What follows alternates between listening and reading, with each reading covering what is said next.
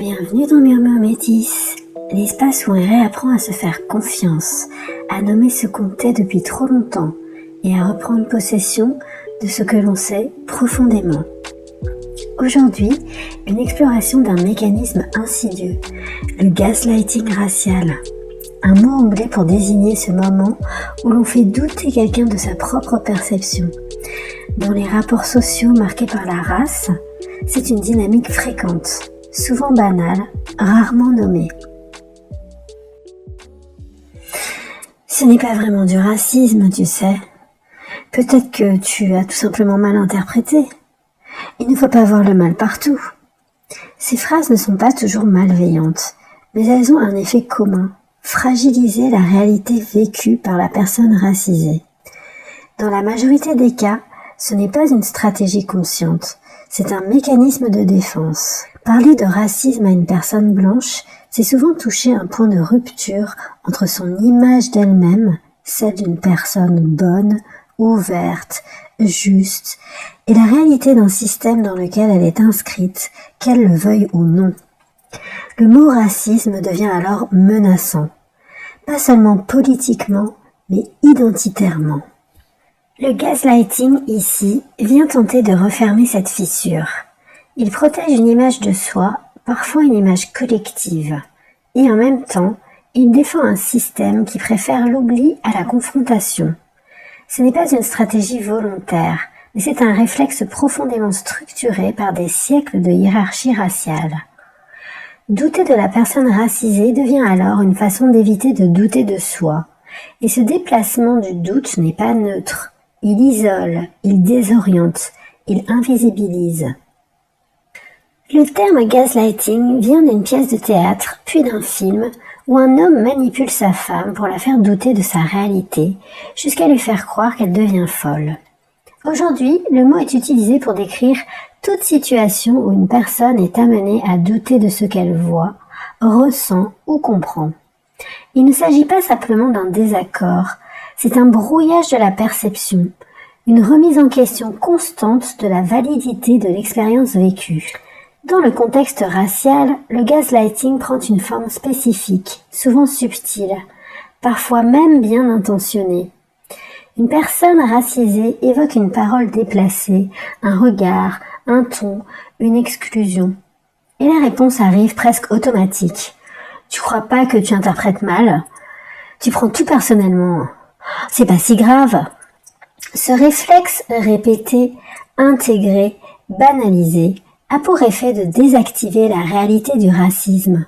Il transforme un vécu concret en soupçon. Il prive la personne concernée de sa propre autorité sur ce qu'elle vit. Et les effets sont profonds. Confusion. Que faut-il croire? Ce que l'on ressent ou ce qu'on nous dit de ressentir? Repli sur soi. À force de ne pas être cru, on finit par se taire. Autocensure. Mieux vaut ne rien dire que de risquer d'être jugé. Culpabilité. Et si c'était moi le problème? Isolement. Quand personne ne valide ce que l'on vit, on apprend à se méfier de soi et des autres.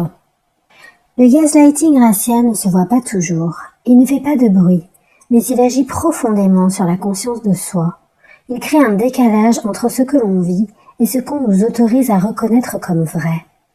C'est une violence douce, une forme de désorientation qui rend difficile la résistance, parce qu'elle attaque d'abord la confiance, et que sans confiance en sa propre lecture du monde, il devient presque impossible de le contester. Pourquoi ce doute les arrange? Faire douter une personne racisée de ce qu'elle perçoit, ce n'est pas seulement la protéger d'une éventuelle erreur de jugement, c'est plus profondément un acte de préservation émotionnelle. Le gaslighting racial fonctionne comme une barrière invisible. Il empêche une prise de conscience qui pourrait menacer l'équilibre psychique des personnes blanches. Il protège leur image d'elles-mêmes, c'est-à-dire leur ego, une image construite autour de la bienveillance, de la neutralité, de la morale. Entendre parler de racisme, surtout lorsqu'il est systémique, subtil, quotidien, atmosphérique, c'est faire face à l'idée qu'on a pu blesser, exclure ou bénéficier d'un système injuste, même sans le vouloir. même sans le savoir. Mais cette confrontation est souvent intolérable parce qu'elle vient fissurer une croyance centrale, celle d'être une bonne personne. Dans ce contexte, faire douter l'autre devient une réponse défensive, pas toujours volontaire, mais très efficace. Si la personne racisée doute, alors elle ne dénonce pas, elle ne nomme pas, elle ne dérange pas. Elle apprend à s'adapter, à se taire, à porter seule la charge de l'inconfort. Et pendant ce temps-là, l'environnement reste intact. Les comportements n'évoluent pas. Le système peut continuer à fonctionner sans être remis en cause. Ce doute imposé évite d'avoir à reconnaître des privilèges que l'on n'a jamais interrogés, ressentir de la honte, de la culpabilité, de la responsabilité, transformer des habitudes, des relations, des façons de penser.